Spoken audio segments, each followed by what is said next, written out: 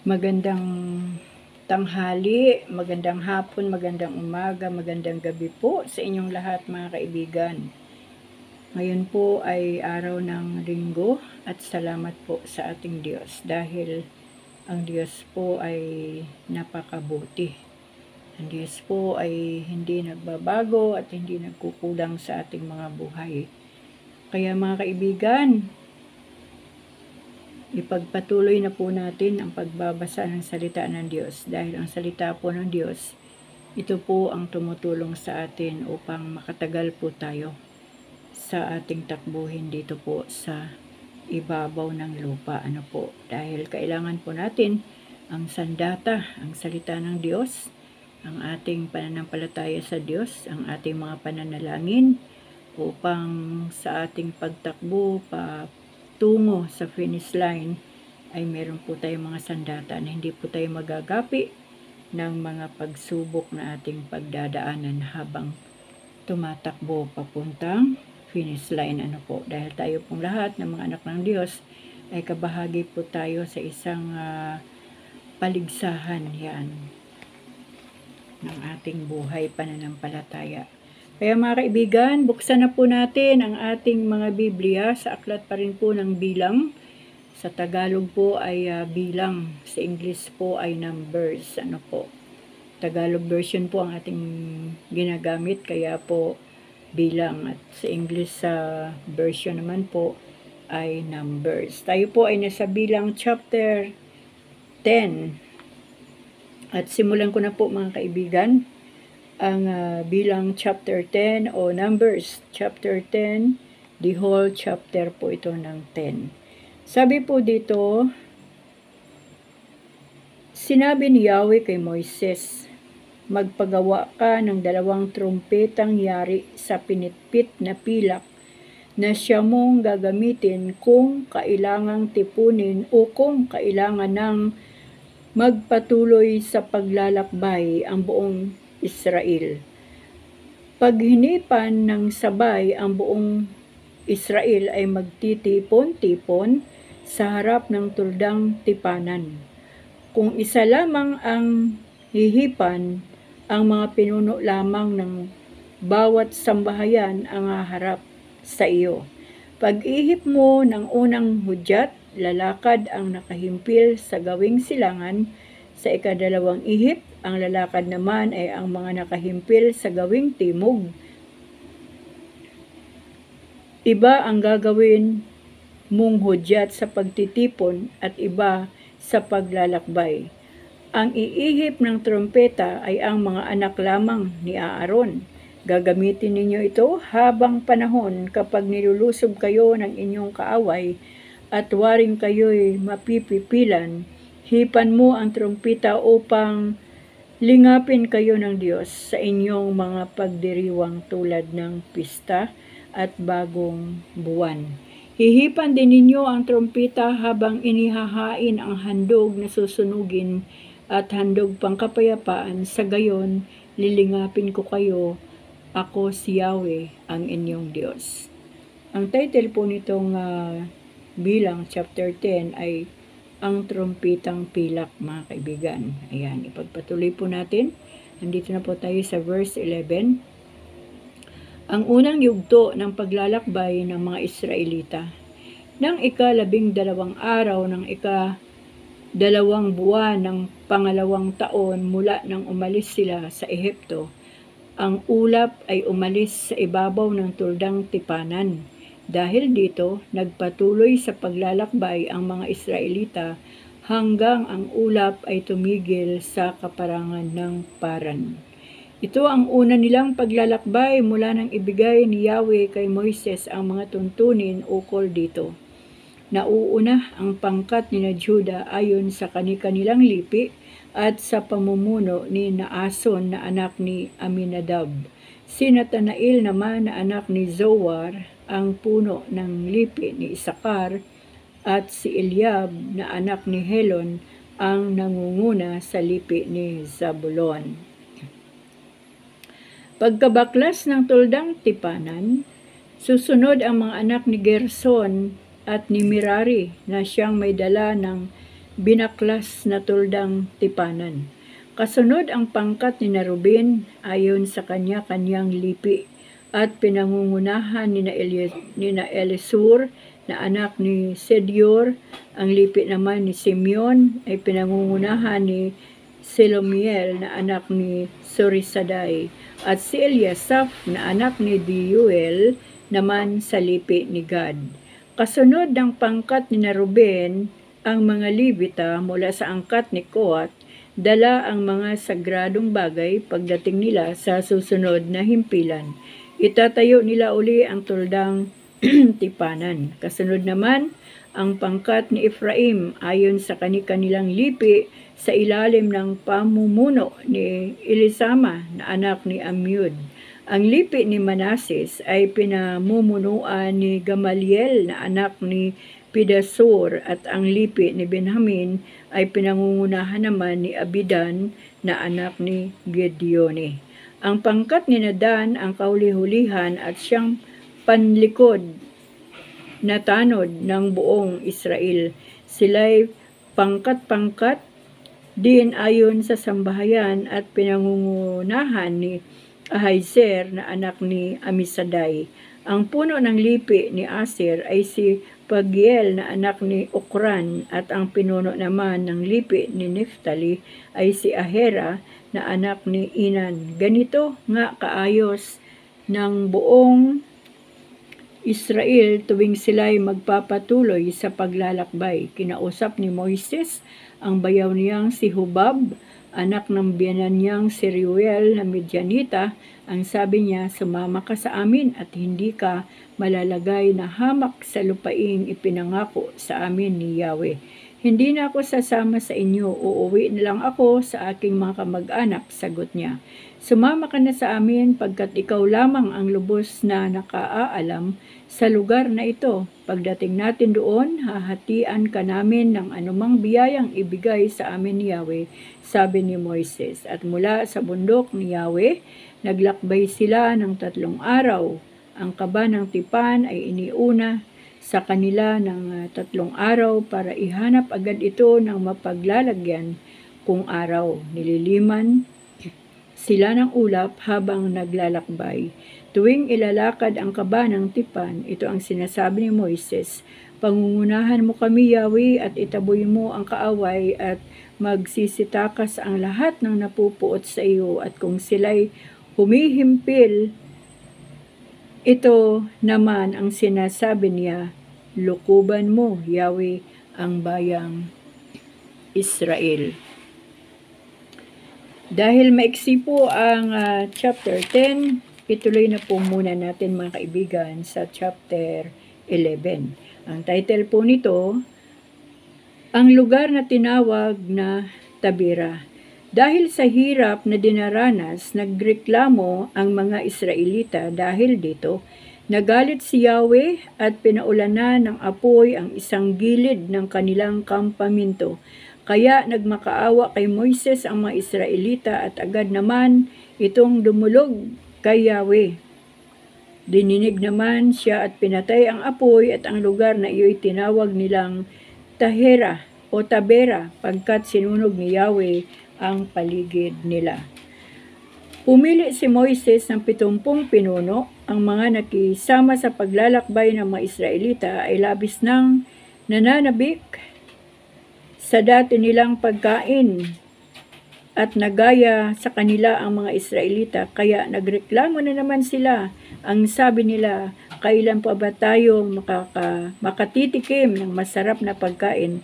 Mabuti pa sa Ehipto, doon isang hingi lamang namin ay mayroon na agad. Isda, pipino, pakwan, sibuyas at bawang. Dito naman walang makain kundi mana. Ang mana ay kamukha ng buto ng kulantro at kakulay ng berdelyo. Ito ang laging pinupulot ng mga tao, ginigiling o binabayo. Kung luto, sinsarap ito ng tinapay na niluto sa langis. Ito'y kasama ng hamog na bumabagsak kung gabi. Hindi kaila kay Moises ang iyakan ng lahat ng sambahayan na nakatayo sa pintuan ng kanilang tulda. Nagalit ng labis ang Diyos, kaya nabalisa si Moises. Itinanong ni Moises kay Yahweh, bakit ninyo ako isinuong sa ganitong kalaking pasanin? Bakit ninyo ako ginaganito? May nagawa ba akong laban sa inyo?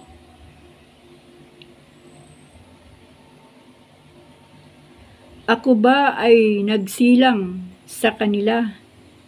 Ako ba ang nagsilang sa kanila? Sila ba'y aalagaan ko tulad ng pag-aalaga ng ina sa kanyang anak? Hanggang sa lupang ipinangako ninyo sa aming mga ninuno, ayaw nila akong tigilan sa kahihingi ng karne. Saan ako kukuha ng karne para sa ganito karaming tao? Hindi ko sila kayang alagaang mag-isa. Napakalaki ng gawain ito para sa akin. Kung ganito rin lamang ang gagawin ninyo sa akin, mabuti pa'y mamatay na ako ngayon din kaysa maghirap ng matagal. Dahil dito, sinabi ni Yahweh kay Moises, pumili ka ng 70 matanda sa Israel, yaong mga kinikilalang pinuno ng kanilang lipi at isama mo sa tuldang tipanan. Pagdating ninyo roon, bababa ako at makikipag-usap sa inyo. Babahaginan ko sila ng espiritong ibinigay ko sa iyo upang makatulong mo sila. Sabihin mo naman sa buong bayan na humanda sila bukas at makakakain na sila ng karne. Nagrereklamo na naman sila. Itinatanong nila kung kailan pa sila nakatikim ng karne. Sinabi pang mabuti pa sa Ehipto at marami silang pagkain. Kaya bukas ibibigay ko sa kanila ang pagkaing ibig nila. Hindi lamang para sa 1, 2, 5, 10, 20 araw ang ibibigay ko sa kanila, kundi para sa 1 buwan. Panay ito ang kakanin nila hanggang sa magsawa sila at magkandaso ka sa pagkain nito. Pagkat itinakwil nila ako na laging pumapatnubay sa kanila, sinabi pa nilang mabuti pang hindi ko sila inalis sa Ehipto. Lahat-lahat ng kasama ko'y 600,000. Saan nanggagaling ang karning huhusto? Sa amin sa loob ng 1 buwan, kahit na patayin ang lahat naming hayop o mahuli ang lahat ng isda sa dagat, ay hindi kakasya sa ganito karaming tao, sagot ni Moises. Sinabi ni Yahweh Moises, mayroon ba akong hindi kayang gawin? Ngayon di ipakikita ko sa iyo kung totoo o hindi ang aking sinasabi. Lumakad na si Moises at ibinalita sa mga Israelita ang sinabi ni Yahweh. Isinama niya ang 70 pinuno ng Israel at pinatayo sa paligid ng tuldang tipanan. At si Yahweh ay bumaba sa anyo ng ulap at kinausap nga si Moises. Ang 70 matatanda ay binabahaginan niya ng espiritu tulad ng ibinigay niya kay Moises. Sila'y napuspos ng kapangyarihan at nagpahayag noon, ngunit hindi na nila inulit. May naiwang 2 matandang lalaki sa kampamento. Eldad ang pangalan ng isa at yaong isa'y Medad. Tinawag silang kasama ng 70, ngunit hindi sumama. Sa gayon man, binahaginan din sila ng espiritu ni Yahweh, kaya sila'y nagpahayag na roon. Nakita pala sila ng isang binata at patakbo itong nagpunta kay Moises. Sinabi niya, sina Eldad at Medad ay nagpahayag sa kampo. Dahil dito, sinabi ni Josue na anak ni Nun at katulong ni Moises, bakit di ninyo sila sawayin? Ngunit sinabi ni Moises, nangangamba ka bang ako'y mababawasan ng karangalan? Mas gusto ko ngang maging propeta ang lahat ng Israelita at mapuspos ng espiritu ni Yahweh. Si Moises at ang 70 matatanda ng bayan ay nagbalik ito sa kampamento. Nagpadala ng makapal na pugo si Yahweh. Si Yahweh ay nagpadala ng hangin mula sa kanluran na may tangay na maraming pugo mula sa kabila ng dagat. Ang mga ito'y nagliparan sa paligid ng kampamento. 3 talampakan ang mga taas ng kanilang lipad mula sa lupa at ang lawak ay 1 araw na lakarin sa kabi-kabila ng kampamento. Lumabas ng kampamento ang mga Israelita at nanghuli ng pugo. Hanggang kinabukasan, ang pinakakaunting nahuli ng isang tao ay 10 kaing. Ang mga ito ay ibinilad nila sa paligid ng kampamento. Ngunit,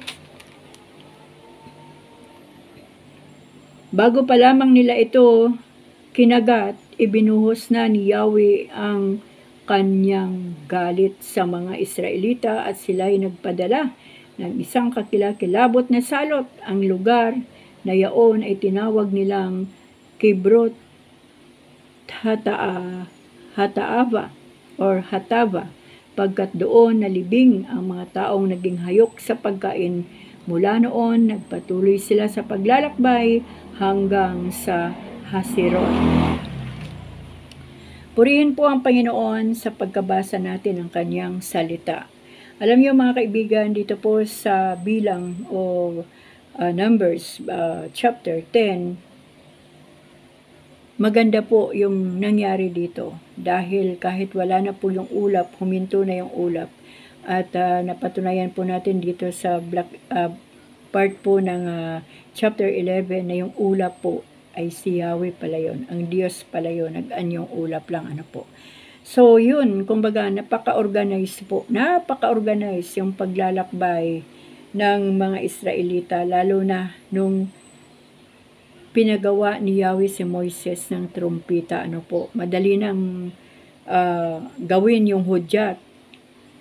Meron pong mga hudyat para sa pagtitipon ng mga pinuno, hudyat sa pagsisimula ng paglalakad, at maraming uri ng hudyat. Yung paghipa ng trompeta, Pero yung ang ulap nung nakaraan, na si Yahweh pala yun ang nag-anyong ulap, ay hinto lang at go.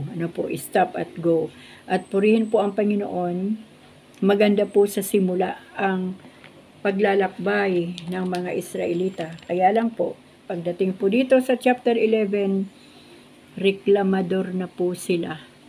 At lagi po nilang sinisisi si Moises at halos hindi rin kinakaya ni Moises ang paninisi sa kanya ng mga Israelita. Kumbaga nai-stress din siya dahil imagine nga naman 600,000 mahigit ang tao na kanyang ginagabayan as a leader ng mga Israelita mula sa Ehipto na inalis ni Yahweh doon, at si Moises ang kanilang leader sa pag-alis doon. Kaya talagang lahat po ng paninisi ay kay Moises nila ibinabato. At ang Panginoon ay naririnig niya lahat ng reklamo ng mga Israelita. Kaya talagang ibinabalik niya yung mga salita ng Israelita. At nakita niya po doon na ang kinauuhawan lang ng mga Israelita ay pagkain. Hindi talaga nila kinakauhawan ang Diyos. Na hindi talaga nila nakikita ang mga ginagawang kabutihan ng Diyos sa kanilang mga buhay. Na kumbaga, sumunod lang sila kay Moises. Bawat sitwasyon na nagugutom na naman sila o may kailangan sila, nakakalimutan naman po nila yung mga ginagawa ng Diyos sa kanilang mga buhay. Kaya yun, nagpadala po ang Panginoon ng mga ibon kasi gusto pong makakain ng karne ang mga Israelita, at nagpadala nga po ng mga ibon.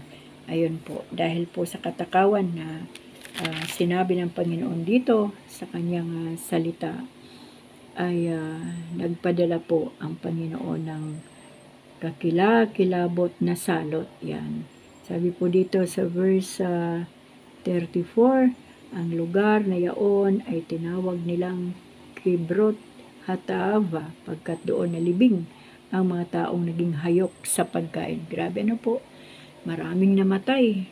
Nagpadala ng salot si Yahweh para patayin yung mga hayok sa pagkain. Yan. Na wala pong utang na loob sa Diyos at hindi nila nakita ang kabutihan ng Panginoon sa kanilang mga buhay. Kaya kahit man po ang lahing Israel o ang mga Israelita ay talagang nakatikim po ng disiplina sa Panginoon, nakatikim ng galit. May mga namatay, ganyan po ang Panginoon, hindi po siya yung Diyos na kahit nilalait mo na ang Diyos ay pagbibigyan ka lang palagi. Meron din po talagang pagdidisiplina ang Panginoon. At sa atin naman po mga buhay, mga kaibigan, salamat sa Diyos dahil mula po nung tayo ay inaresto ng Panginoon at nakilala o nagpakilala siya sa atin, tinuruan po tayo ng Diyos. Wala mang trompeta na magkaroon ng hudyat habang tayo po ay naglalakad patungo sa finish line. Salamat sa Diyos kasi may banal na Espiritu Santo na siyang gabay natin, tagapaalala, tagasaway at nagpapaunawa ng salita ng Diyos. Yan po ang mga hudyat, ang salita ng Diyos, ang boses ng Panginoon, at sa ating panalangin ay meron din po tayong, ako lang po sa sarili kong paradigm ba, kahit sa panalangin ay may hudyat ang Panginoon. So ayaw ng Diyos yung maging hayok ang tao sa katakawan ng pagkain, kumbaga.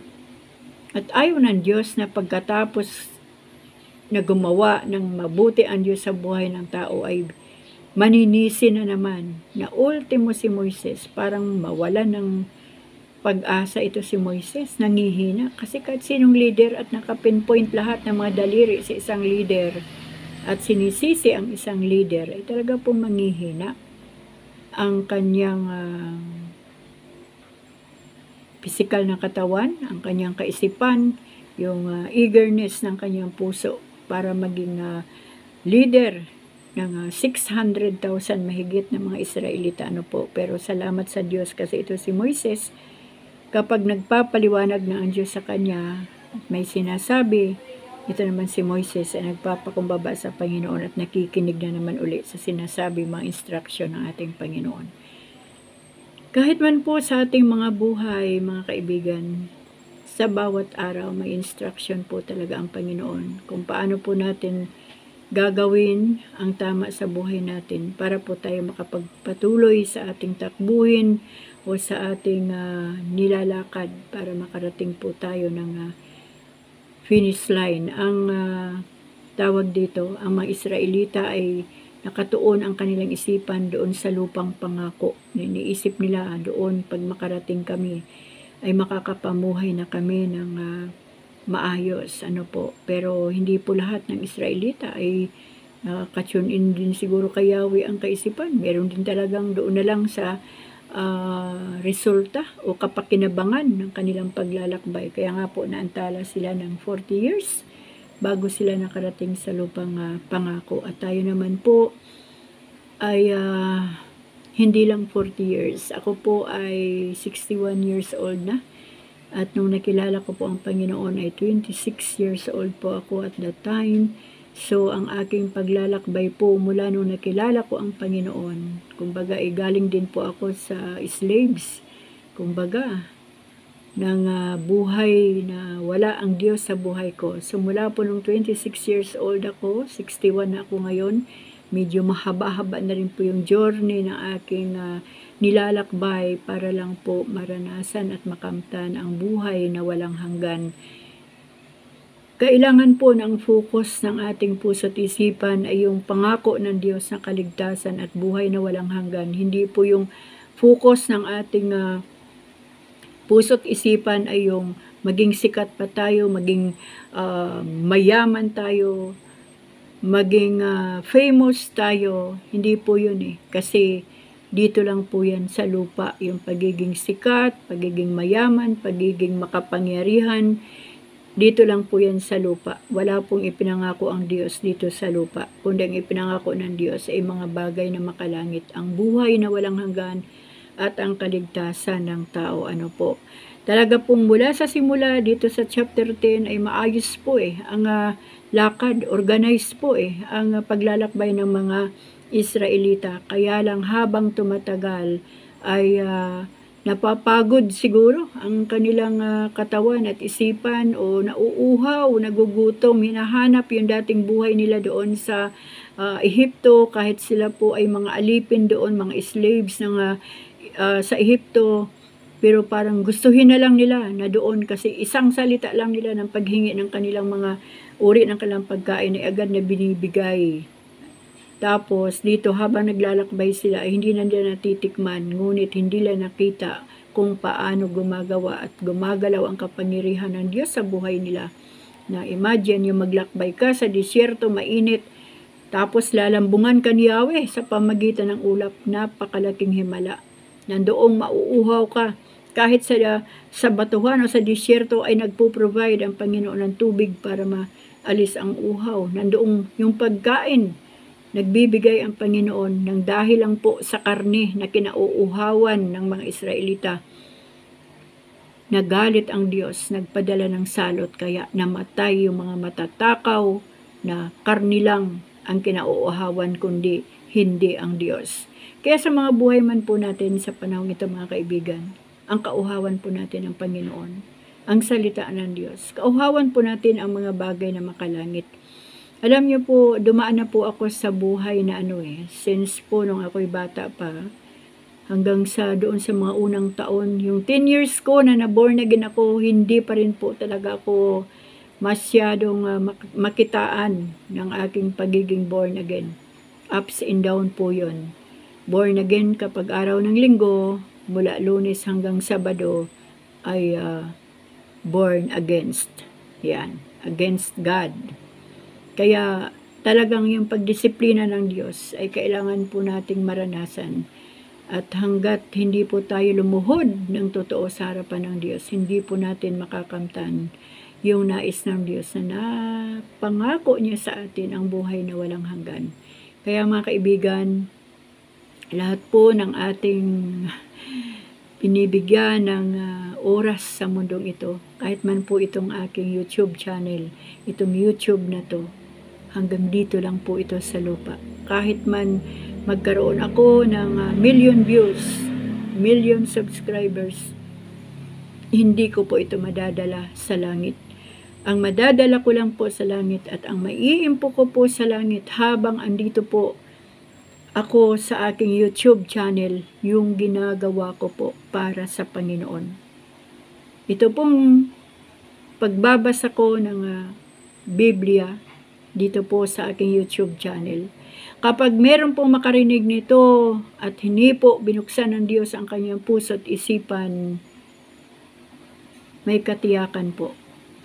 Natatanggapin niya ang Panginoon, isusuko niya ang kanyang buhay, tatalikuran niya ang dating buhay, at susunod siya sa Panginoon, at pangangarapin niya at kakauhawan niya rin ang buhay na walang hanggan, na gaya rin ng aking pagkauhaw sa panahong ito. Kaya mga kaibigan, kung tayo man po ay masaya sa ginagawa natin dito sa lupa, gaano man kadami ang ating inipon, gaano man kadami ang ating views sa ating YouTube channel, maiiwan lang din po natin yan lahat dito sa lupa. Dahil hindi po yan ang mahalaga sa Diyos. Ang mahalaga po sa Panginoon ay ang ating buhay, ang ating hininga na makabalik sa Kanya. Yan po ang isang bagay na pinangarap ng Diyos mula sa buhay ng mga Israelita hanggang sa panahon natin, kahit tayo man ay mga lahing Pilipino, at sa mga susunod pang henerasyon habang hindi pa dumadating muli ang ating Panginoong Hesus. Ang Kanya pong pinauuhawan ay ang paglapit ng tao sa Kanya, at ang Kanyang pangarap ay isa lang, ang makaranas at makatanggap ng kaligtasan at buhay na walang hanggan ang mga tao. Kaya, kagaya po ng mga Israelita, loobin nawa ng Diyos na kung ano man ang kakulangan sa ating mga buhay, salat man tayo sa maraming bagay. Hindi man natin nararanasan ang kaginhawaan na kagaya ng iba, mapalad po tayo kung nararanasan natin ang Panginoon. Dahil wala pong Katulad, walang kapantay ang pag-ibig ng Diyos at ang mga anak niya nakakontento sa pag-ibig ng Diyos at kontento sa uri ng buhay na ibinibigay ng Panginoon. Yan po ang makakapagbigay ng karangalan sa dakilang pangalan ng ating Panginoon. Alam niyo po, kapag nababasa ko yung sa Mateo yata yon, mapalad ang mga aba na walang ibang inaasahan kundi ang Diyos. Totoo po yun. Sobrang napakapalad ng mga tao na wala ng ibang inaasahan kundi ang Diyos. Alam niyo po, dumadating din sa buhay ko na talagang hindi ka makaimik na sabihin sa miyembro ng pamilya na kailangan ko ito, importante ito, pambili ng gamot, kailangan ko ang pambili ng gamot, kailangan kong makakain ng kahit papaano ay prutas o gulay na masustansya para yung katawang lupa ay masuportahan naman. Pero bilang magulang, hindi ko mabigkas dahil nakikita ko din ang sitwasyon ng aking mga anak na halos kinukulang pa sa kanilang sariling pamilya at wala akong ibang itinuturo sa kanila din.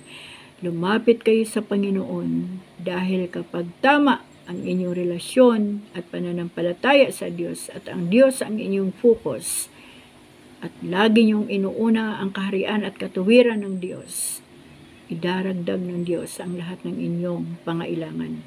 At yun nga mga kaibigan, gaya ng aba, Diyos lang talaga ang aking inaasahan. Wala nang iba mga kaibigan. Kapag tinitignan nyo sa aking YouTube channel, ito si Nanay Riley, parang okay naman. May bahay sila. Iniluluto naman. Parang masaya naman. Yes, tama po kayo. Masaya po talaga ako. Kahit salat sa maraming bagay, basta ang Panginoon ay narito sa buhay ko, sa buhay ng aking pamilya, higit pa sa sapat na meron ang mga taong mayayaman ang laman na kagalakan at kaligayahan ng aking puso. Sabi ko nga mga kaibigan, mawala na lahat.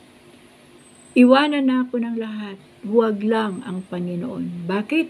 Hindi ako kayang iligtas ng mga tao. Hindi ako kayang iligtas ng lahat ng material dito sa mundo.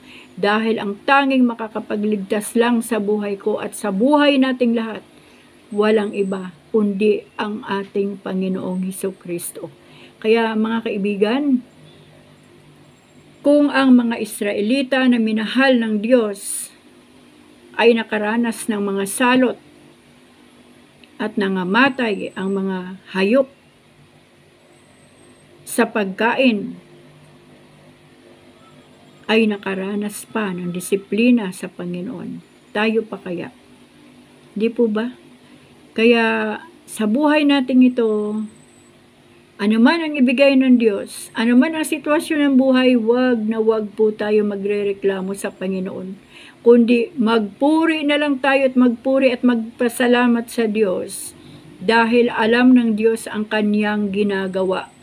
Kahit sunod-sunod man ang bagyo na dumarating at dumadaan sa ating bansa, alam na alam ng Diyos yung tema ng mga bagyo na ito kung bakit paulit-ulit na dumadaan sa Pilipinas. Kaya hindi po natin pwedeng questionin ang Diyos sa mga bagay na pinapahintulutan niya sa buhay natin dahil alam ng Diyos yung future natin. Nasa sinapupunan pa lang tayo ng ating mga magulang. Tapos na. Kumbaga sa mga drawing, tapos na. Nakulayan na ng mabuti at nakasabit na sa frame, alam na alam ng Diyos ang ating patutunguhan at alam ng Diyos kung ano ang mangyayari sa atin. Kaya wala po tayong gagawin sa panahong ito, kundi ang magpakitang gilas sa Panginoon. Sabi ko nga, kahit mapangiti man lang ng konti ang puso ng Diyos sa maliit na bagay na aking ginagawa, ang makapagpahayag ng kanyang salita dito sa social media, na ito na lang talaga ang kaya kong gawin mga kaibigan. Ito na lang ang kaya kong gawin na paglilingkod sa Panginoon. ang magbahagi ng salita dito sa social media, magpaalala sa aking mga pamilya, at magpaalala din sa mga taong kausap ko ng personal at sa messenger o video call. Purihin ang Panginoon sa buhay nating lahat. Nawa po ay maunawaan natin ang buhay na ang hininga ng tao ay isa lang. Wala na pong pangalawa. Hindi po pwede na yung unang hininga natin o unang buhay natin ay nagpasaya tayo dito, naging masaya, nagpasaya tayo dito sa mundo. Tapos napunta ito ng impyerno, ay pwede pong may pangalawang buhay pa. Yung masabi na, ay may impyerno pala talaga. Mabuti na lang may pangalawang buhay ako, aayusin ko na talaga at ito na talagang ihahandog ko sa Diyos. Pero hindi po mga kaibigan, isa lang talaga ang buhay. Wala nang pangalawang hininga na ibibigay ang Diyos. Pero mayroon pong pangalawang buhay. Una, kapag ligtas ang tao, tama ang relasyon, totoo ang pananampalataya sa Diyos, buhay na walang hanggan, walang katapusan, na ligaya doon sa piling ng ating Panginoon. Pero kapag ang tao na sinuway ang Diyos, walang panahon sa Diyos, walang tamang relasyon at pananampalataya sa Diyos at nagumon sa kaligayahan ng mundong ito at hindi nakapagsisi ng kasalanan, namatay, na nagtatampisaw sa kasalanan sa mundong ito, kapag ito'y namatay, doon naman sa walang hanggan, walang katapusan na hirap, sa apoy, sa dagat-dagatang apoy ng impyerno, kahit humiyaw, kahit murahin niya pa ang Diyos, hindi na siya makakaalis sa lugar na yon. Dahil ang tunay na pagsisisi ay dito po, sa panahon na buhay pa tayo dito sa lupa. At once na namatay ang tao, ito po ay hinatulan na ng Panginoon. Ang namatay sa kasalanan ay doon sa impyerno. Ang namatay na may tamang relasyon sa Panginoon at nagpatuloy sa pamumuhay sa Panginoon, buhay at walang hanggan, kaligtasan ng kaluluwa ang maranasan. Kaya mga kaibigan, hindi po nagbibiro ang Biblia. Sana po magkaroon talaga tayo ng panahon na makapagbasa ng Biblia upang sa ganon, maunawaan po natin yung layunin ng Diyos. Bakit niya tayo nilikha? Bakit hanggang ngayon buhay pa tayo? Magpasalamat po tayo mga kaibigan ko, mga kababayan ko, mga kapatid ko. Magpasalamat po tayo dahil buhay pa tayo sa panahong ito. Ibig sabihin, kung meron pa po tayong ginagawa na mali, kasalanan sa harapan ng Diyos, binibigyan pa po tayo ng Panginoon ng chance na makapagsisi ng totohanan, makapagbalik loob sa Panginoon, at tanggapin ang ating Panginoong Hesus bilang ating Diyos, Panginoon, tagapagligtas ng ating buhay. Kaya kung titignan natin ang buhay ng mga Israelita, nabubuhay lang sila sa pagkain ng pisikal nila, pero hindi talaga sila nabubuhay sa kanilang pananalig kay Yahweh. Gusto lang talaga nila yung pangako ng Panginoon, ang lupang pangako, para makaranas sila ng kasaganaan. At salamat sa Panginoon dahil sa 40 years na paglalakbay, may ginawa ang Diyos sa kanilang mga buhay. Salamat sa buhay ni Moises, sa buhay ni Aaron, lahat ng mga leader, lahat-lahat na ng mga leader na punta na kay David, hanggang sa dumating yung punto na sila ay nakarating sa lupang pangako. At ang atin naman pong lupang pangako ay hindi po dito sa mundo, kundi doon po sa kaharian ng ating Panginoon, sa kanyang paraiso sa kalangitan. At makakasama po natin ang Panginoon doon. Kaya mga kaibigan, nawa po ay hindi po kayo nasasaktan sa aking pagpapaunawa ng salita ng Diyos. Dahil kung ano po yung binibigay ng Holy Spirit na kaunawaan sa aking isipan, ay ito rin po ang aking ibinabahagi sa inyo. Kung ako lang po ang magsasalita, yung sa sarili kong kakayanan, hindi ko po kaya, wala po akong lakas ng loob. Pero salamat po sa banal na Espiritu Santo. Dahil ako po ay hindi pastor, hindi po ako workers, wala po akong karanasan na mag-aral para magbahagi ng salita ng Diyos. Sa bawat araw po ay ang Holy Spirit ang nagtuturo sa akin kung ano po ang aking sasabihin sa inyong lahat na nakikinig dito po sa aking YouTube channel. At salamat sa Panginoon. Kaya po ni Moises, hindi rin siya marunong magsalita. Yun po ang unang reklamo niya sa Panginoon.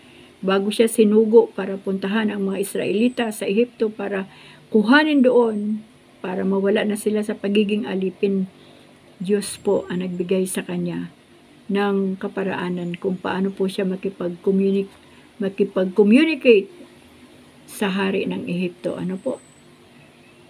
Kaya sa buhay natin, makinig lang po tayo sa Panginoon sa pamagitan ng kanyang salita. At gagabayan po tayo ng Holy Spirit para maunawaan po natin ang salita ng Diyos.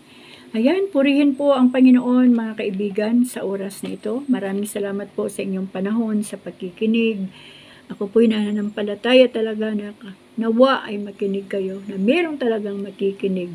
At ang Diyos na po ang bahala kung sino ang kanyang dadalhin dito sa aking YouTube channel para makinig. At salamat sa Diyos dahil hanggang ngayon po dito sa aming lugar, mula po sa signal number 3 ay number 2 na lang ang Laguna, yung ibang porsyon ng Laguna. May signal number 3, may signal number 2. At alam ko po yun na marami pong pamig na nanalangin na hindi lang para sa Laguna, kundi ingatan at iligtas ng Diyos ang bawat buhay, ang lahat ng kabuhayan ng mga tao na dadaanan naman ng bagyong si Pipito. Kaya mga kaibigan, wala po tayong dapat na ikatakot, ipangamba kapag ang Diyos po ang ating kasama sa bawat labanan ng ating mga buhay. Ayan mga kaibigan, maraming salamat po muli sa inyong lahat. At wala po akong ibang dalangin kundi patuloy na pagpalain po tayo ng ating Diyos. Hindi lamang sa mga pagkain o mga material na bagay, kundi higit sa lahat, pagpapalang espiritual ang patuloy na ibuhos ng Diyos sa ating mga puso, sa ating buong buhay, sa ating buong pagkatao, sa isip, sa salita at gawa. At palakasin tayo ng Panginoon sa lahat ng ating mga kahinaan, pagalingin tayo ng Diyos. Kung meron mga sakit karamdaman ng ating mga pisikal na katawan mula ulo hanggang talampakan, sa pangalan ng ating Panginoong Hesus. Amen. Sa Diyos po ang parangal at papuri. Amen.